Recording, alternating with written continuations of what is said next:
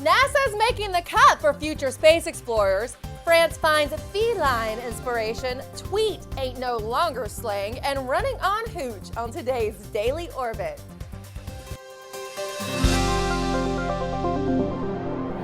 Hello and welcome to the Daily Orbit. I'm Emerald Robinson. And then there were 8. NASA's 2013 Astronaut Candidate Class started with 6,300 potential candidates, but after sifting through resumes for a year and a half, they have selected their 8 contenders. These maybe astronauts will receive technical training at space centers around the world to prepare for missions to low Earth orbit, an asteroid, and Mars. Class is in session this August. NASA said these candidates demonstrated impressive strengths academically, operationally, and physically with diverse backgrounds and skill sets.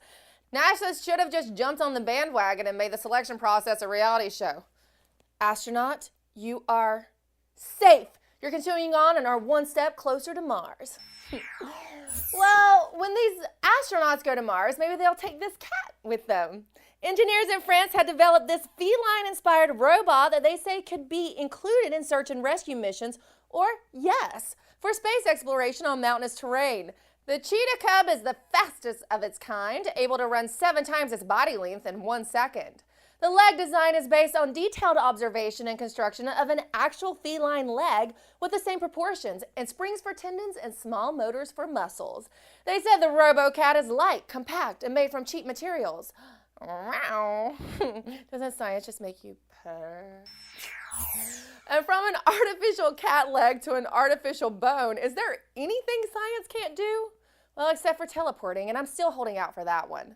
Using 3D printing technology, MIT scientists have created physical fracture-resistant bone-like structures from synthetic materials. They created bone simulations with the same geometric patterns seen in natural bone, but also new designs that do not exist in nature but could be stronger.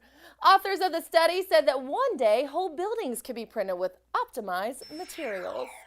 And with all the recent concern about how climate change is affecting our ecosystems, it's no surprise that scientists have been stumped as to how fish were able to survive and thrive in the toxic oceans and past climate changes the Earth has gone through over the past 400 million years.